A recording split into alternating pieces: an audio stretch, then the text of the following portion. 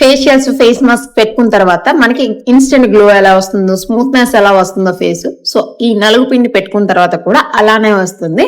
ఇది ఫేక్ కాదు, నిజం. నేను ఆల్రెడీ ట్రై చేసిన తర్వాత ఈ వీడియో అయితే పెడుతున్నాను. ఇంట్లో చేసుకున్న నలుగు పిండి. ఇది చేసుకున్న రిజల్ట్స్ చూసాక మీకే అర్థమవుతుంది.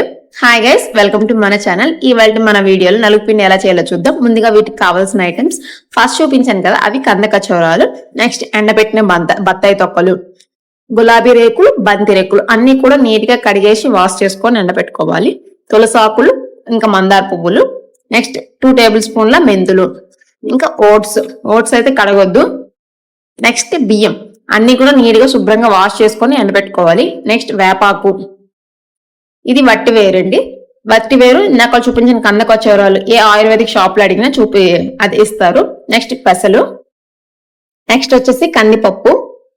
ఇందులో మెయిన్ ఇంగ్రీడియంట్స్ గ్లిజరిన్, ఇంకా కస్తూరి పసుపు. కస్తూరి పసుపు పొడి బదులు కొమ్ములు కూడా వేసుకోవచ్చు. గ్లిజరిన్ అయితే ఏ మెడికల్ షాప్ లో అడిగినా ఇస్తారనమాట.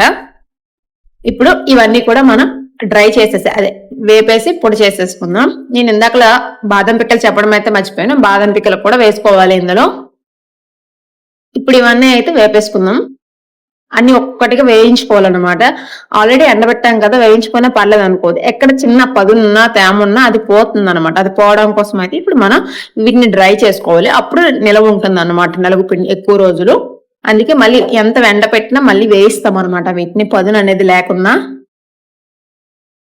ఇవన్నీ ఒక్కొక్కటిగా వేయిస్తూ పక్కన పెట్టేసుకోవాలి, చల్లారి పెట్టుకోవాలి.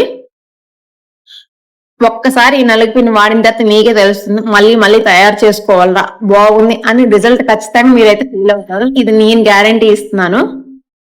ఇప్పుడు అన్ని చల్లారిపోయిన తర్వాత ఒక్కొక్కటిగా వేసుకుంటూ మిక్సీ పట్టేయాలి. ఇందులో నేను ఆల్రెడీ కస్తూరి పసుపు వేసానండి. డైరెక్ట్ గా కలిపేదాని కానీ మిక్సీలో వేస్తే మొత్తం అంతటికే కలుస్తుంది కదా అని. సో మిక్సీ పట్టేసిన తర్వాత దీన్ని జల్లించేసుకోవాలి పౌడర్లా. మొత్తం అన్ని ఇంగ్రీడియంట్స్ కూడా ఒక్కొక్కటిగా వేసుకుంటూ కొంచెం కస్తూరి పసుపు వేసుకుంటూ, అంటే మొత్తం అంతటికే కలిపి 2 టేబుల్ స్పూన్ 3 టేబుల్ స్పూన్ వేయాలి. ఎక్కువ వేసేయకూడదు, మళ్ళీ పసుపు అయిపోతుంది. వేయించుకొని మెత్తగా జల్లించేసుకోవాలి. నెక్స్ట్ జల్లించుకున్న పిండిలో ఇందులో 3 టేబుల్ స్పూన్ గ్లిజరిన్ అయితే వేసాను నేను. గ్లిజరిన్ అనేది ఏ మెడికల్ షాప్ లో అడిగినా దొరుకుతుంది అనమాట. ఇది గ్లిజరిన్ కలిపిన తర్వాత కొంచెం ఉండలాగా అయిపోతుంది. ఈ ఉండలు అనేవి పోవడానికి మళ్ళీ మిక్సీ పట్టేసుకుంటే సరిపోతుంది.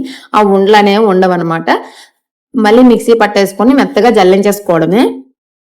ఇది కొంచెం పని పడుతుంది, హాఫ్ డే అలా టైం పట్టినా పర్లేదు మనకి. ఎందుకంటే ఇది నేను 6 months వాడాను మా బాబుకి. నేను రిజల్ట్ చూసిన తర్వాత మీకైతే పోస్ట్ చేస్తున్నాను. పిల్లలకనే కాదు, మనం కూడా యూజ్ చేసుకోవచ్చు. చిన్న అంటే అప్పుడే పుట్టే పిల్లల దగ్గర నుంచి పెరిగే పిల్లల వరకు, పెద్దవాళ్ళ వరకు కూడా దీన్ని యూజ్ చేసుకోవచ్చు. ఇంకా పిల్లలకి ఎంతమంది నలుగు పిండి యూజ్ చేస్తున్నారో కామెంట్ చేసేయండి. నేనైతే ఈ 2 బాక్సులు నలుగు పిండి అయితే చేశాను మా పిల్లల కోసం, నా కోసం కూడా. సో ఇది డెఫినెట్ గా రిజల్ట్ అనేది ఉంటుంది. సో నా కష్టాన్ని అయితే చూసేయండి మీరు. ఇంత చేసిన తర్వాత నేను ఎంత పంట చేశానో.